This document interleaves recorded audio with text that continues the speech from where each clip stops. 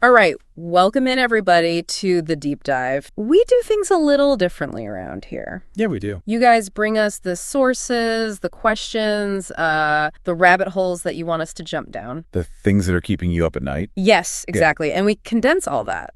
We take out all the good stuff and we bring it to you in a nice little package. A nice little package, but a very thought-provoking one.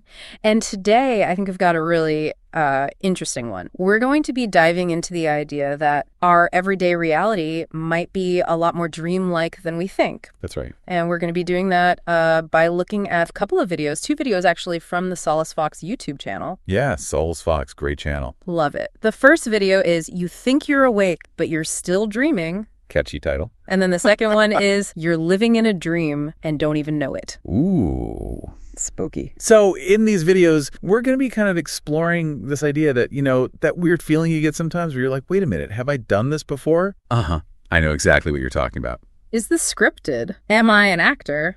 Am I in the Truman Show?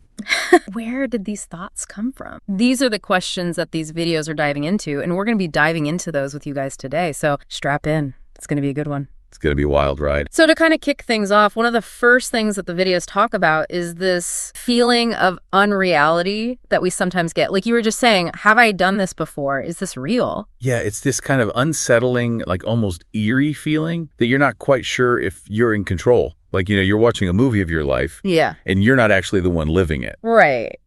And this is different from déjà vu, right? Because déjà vu is more like, oh, I've seen this before. This is like, is this even me doing this? Exactly. It's like, who's writing the script here? And the videos bring up this really interesting concept called the ego tunnel. Oh, yeah, the ego tunnel. Which is this idea that, our minds kind of create this limited version of reality that we experience. Yeah, it's like our brain is basically a VR headset. Yeah. And it's showing us a simulation, a very convincing simulation of the world, but it's not necessarily the whole picture. Right. And it's tailored to us. It's like our own personal Truman Show, but we're the only audience member. Right. And the star. And the star of the show, exactly. Right. So it's kind of comforting in a way because it makes us feel like we're the center of the universe. Yeah. But it's also kind of like, well, how much am I missing? It's limiting. Yeah. How much is being edited out? Exactly. So if you think about it, our senses are constantly bombarding us with information. Right. Sights, sounds, smells, all of that. Our brains are processing so much information all the time. It's incredible. But our brain can only process so much of that, right? So Yeah. it has to filter it. It has to decide what's important and what's not. So what the brain does is it takes all this information and it constructs a narrative out of it. It creates a story that makes sense to us. It fills in the gap. It edits out the things that it thinks we don't need to see. Like a good movie editor. Like a movie editor, yeah. And so the question then becomes, how much of what we experience as reality is actually just this story that our brain is telling us? How much is real and how much is fabricated? Exactly. And how is that any different from what our brain does when we're dreaming? Yeah. That's a good point. Like in our dreams, our brain is creating this whole world, this whole reality for us. With its own rules, its own logic. Yeah, and we just accept it. We go along for the ride. We don't question it. Even though it often makes no sense. And so the idea here is that maybe our waking reality is kind of like that too. Maybe it's just another dream, a more sophisticated dream, but a dream nonetheless. And the videos give some pretty compelling examples of how our brain kind of messes with our perception of reality. Oh, yeah. There are so many. Like, for example, did you know that you can never actually see your own eyes moving in the mirror? No, I never thought about that. It's true. Like right now, if you look in the mirror, you can't see your eyes darting back and forth. That's weird. Yeah, your brain just edits it out. It's like, you don't need to see that. It's too much information. Yeah. And then there's the whole thing with blind spots. We all have blind spots in our vision, but our brain just fills them in with made-up information so we don't even notice them. Our brain is constantly creating, filling in gaps, smoothing things over. Right. It's like a really good Photoshop artist. Exactly. And then there's the fact that colors don't actually exist the way we perceive them. What do you mean? Like the colors that we see are just our brain's interpretation of different wavelengths of light. Oh, so it's like the world isn't actually colorful. Our brain just makes it seem that way. Right. And then, of course, there's memory. Memory is so unreliable, it's constantly being rewritten and reinterpreted based on our current beliefs and biases. Oh, I know that all too well. I can never remember what I had for breakfast, let alone what happened 10 years ago. Exactly. So if our brains are constantly doing all this editing and manipulating of our perception of reality, how can we be sure that what we're experiencing is even remotely accurate. It makes you wonder, what else is our brain hiding from us? And this brings us to another really interesting concept that the videos talk about, predictive processing. Predictive process. Predictive processing. It's this idea that our brain is constantly making predictions about what's going to happen next based on our past experience. It's like our brain is always trying to stay one step ahead. Right. So like when you walk into a room, your brain isn't starting from scratch trying to figure out what's going on. It's already making assumptions based on what it expects. Like it expects the floor to be solid, the ceiling to be above us, and the walls to be stationary. Right, exactly. And so what if this predictive processing is actually shaping our perception? Like what if our brain is so focused on confirming its prediction that it filters out anything that doesn't fit? Right, exactly. And so we end up experiencing a reality that is kind of tailored to our expectations. So it's not just that our brain is editing reality, it's actually creating it to some extent. Exactly. And the videos bring up some fascinating scientific evidence to support this idea. Oh yeah, like what? Well, for example, there's the phenomenon of blindsight. Have you ever heard of that? Blindsight, I'm not sure. It's where people who have damage to their visual cortex, the part of the brain that processes visual information, they can technically see, but they're not consciously aware of it. What do you mean? So they can see, but they don't know they can see. Right. Like they can walk around obstacles, they can even guess the location of objects, but they'll tell you they can't see anything. That's so wild. It's like their brain is still processing the visual information, but it's not reaching their conscious awareness. So there's a whole layer of perception going on beneath the surface. Exactly. And so the question is, what else is our brain processing and reacting to without us even knowing it? It's kind of creepy when you think about it. It is kind of creepy, yeah. And then the videos bring in this really cool concept from Tibetan Buddhism called Maya. Maya. It's the idea that reality as we perceive it is actually an illusion. So like the Matrix? Kind of, yeah. Yeah. The idea is that our mind creates this illusion of reality, and then we forget that we're the ones who created it. Whoa. I know, right? That is mind-blowing. And there's even some hints from modern physics that kind of support this idea. Really? Like what? Well, in quantum mechanics, for example, it's been shown that particles don't actually have fixed properties until they are observed. Well, like the act of observing something actually influences what it is. Right. Exactly. And so the question then becomes, what role does our consciousness play in shaping reality? I mean, are we actually creating the world around us just by observing it? It's a wild thought, right? It is wild. So we've talked about how our brains are constantly editing and manipulating our perception of reality. Right. And how that editing and manipulating is often based on our expectations and beliefs. Yeah. But the videos go even further and suggest that our brains are also really good at ignoring things. Ignoring things. Yeah, like, have you ever had that experience where you walk into a room and completely forget why you went in there? Oh, yeah. All the time. Or you're driving somewhere familiar and you suddenly realize you have no recollection of the last few miles. I do that all the time, too. Especially on my commute to work. That's our brain on autopilot. It's zoning out. Yeah, and the video suggests that this kind of autopilot mode is actually more common than we think. So we're basically sleepwalking through life. In a way, yeah. And this can have some pretty significant consequences. How so? Well, for example, there's this phenomenon called change blindness. Change blindness. Change blindness. Yeah. It's where we fail to notice obvious changes in our environment. Like what?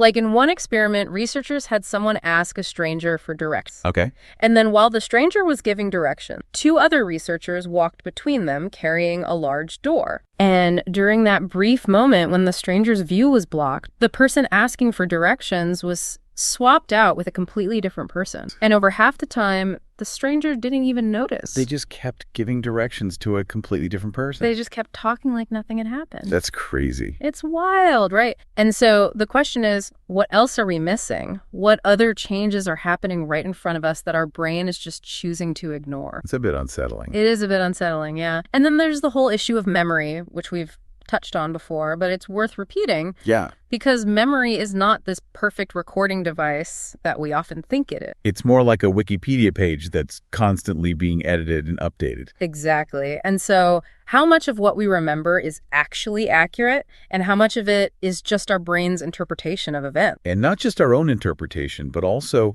potentially the interpretations of others that we've absorbed over time. Bro, and this leads to all sorts of interesting phenomena like the Mandela effect. The Mandela effect. The Mandela effect, yeah. It's where large groups of people have the same false memory. Like what? Like, for example, do you remember the Monopoly man having a monocle? Yeah, I think so. A lot of people do, but he never actually had one. Really? I could have sworn he did. That's the Mandela effect. Whoa. And another one is the Berenstain Bears. A lot of people remember it being spelled Berenstain Bears. I do. But it's always been Berenstain. That's so weird. Yeah, it's really strange. And so it makes you wonder, what else are we collectively misremembering? And how is that shaping our perception of reality? It's like our collective reality is being constantly rewritten. It's a fascinating and kind of freaky thought. So we've talked about how our brains edit and manipulate reality. Right. And how they ignore things and how memory is unreliable. Yeah. But the videos go even further and suggest that a lot of our choices, even our most important life choices, are actually made on autopilot. What do you mean?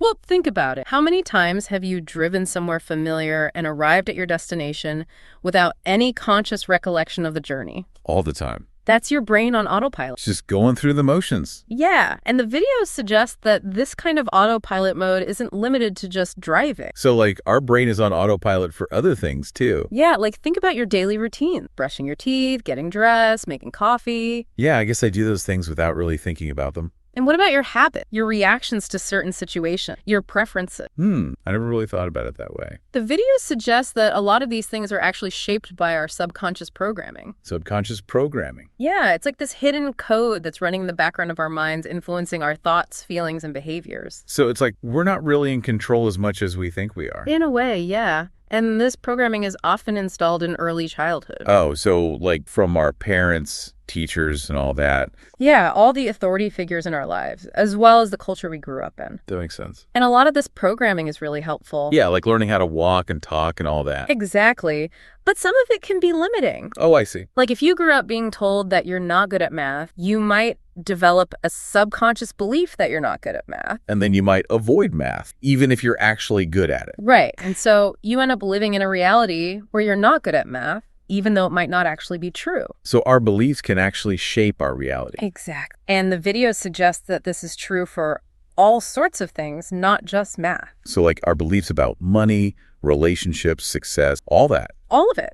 And the crazy thing is, we're often not even aware of these subconscious beliefs. They're just running in the background. Yeah, like hidden software. So how do we even know what our subconscious beliefs? Well, that's a good question. The videos suggest that we can start to become aware of them by paying attention to our thought, feelings, and behaviors. So like if I notice that I'm always anxious about money, that might be a clue that I have a subconscious belief about scarcity. Exactly. And once you become aware of a limiting belief, you can start to challenge it. But how do you challenge something that's subconscious? Well, the videos suggest that one way is to simply start questioning. So like if I have that belief about scarcity, I could ask myself, is that really true? Is there really not enough money to go around? Exactly. And then you can start looking for evidence to support a new, more empowering belief. Like there's always enough money for me. Right. And the more you focus on that new belief, the more it will start to become your reality. So I can actually change my reality by changing my belief. That's what the videos suggest. And it's not just about positive thinking. It's about actually rewiring your brain. That sounds pretty powerful. It is powerful. And the videos give some really practical tips for how to do it. Like what? Well, one thing they suggest is affirmation. Affirmation. Yeah, it's basically just repeating positive statements to yourself over and over again. So like, I am wealthy and abundant. Exactly. And it might sound silly, but it actually works. How so? Well, our subconscious mind doesn't know the difference between what's real and what's imagined. So if I keep telling myself that I'm wealthy, my subconscious will start to believe it. Exactly. And then it will start to create that reality. Pretty amazing. It is amazing. And the videos also talk about the power of visualization. Visualization. Yeah, it's basically just creating a mental image of what you want to experience. So like, if I want to get a new car, I should visualize myself driving that car. Exactly. And the more vivid and detailed your visualization, the more powerful it will be. So I should really put myself in the driver's seat, feel the steering wheel, smell the new car smell, all that. Yeah, the more senses you can involve, the better. Okay, cool. I want to start visualizing my dream life right now. Great. And remember, it's not just about visualizing the end goal. It's also about visualizing the steps you need to take to get there. Right. So I should visualize myself working hard, saving money, researching cars, all that. Exactly. The more you can embody the feeling of already having what you want, the faster it will manifest in your reality. That makes sense. And the videos also emphasize the importance of gratitude. Gratitude. Yeah, being grateful for what you already have. Why is that important? Well, gratitude helps to shift your focus from what you lack to what you have. So instead of focusing on all the things I don't have, I should focus on all the things I do have. Exactly. And the more you focus on what you have, the more you'll attract more good things. That's the law of attraction. Right. So to sum it all up, these Solace Fox videos suggest that we are not just passive observers of reality. We're actually active creators. We are actively creating our reality with our thoughts, beliefs, and subconscious programming. And we can change our reality by changing our thoughts and beliefs. Exactly. And that is a really empowering message. It is. It means we're not stuck with the reality we were born into. We can create the reality we want. We just have to wake up to our power. Exactly. So what does being awake mean To me, it means becoming aware of the subconscious programming that's running in the background of my mind. And then starting to question it, challenge it, and rewrite it. Yeah, it means taking control of my thoughts and beliefs and creating the reality I want to experience. It's about realizing that we're not just living in a dream, we're dreaming up our lives. And we can change the dream anytime we want. That's a powerful thought to end on. It is. Thanks for joining us for this deep dive. We'll see you next time.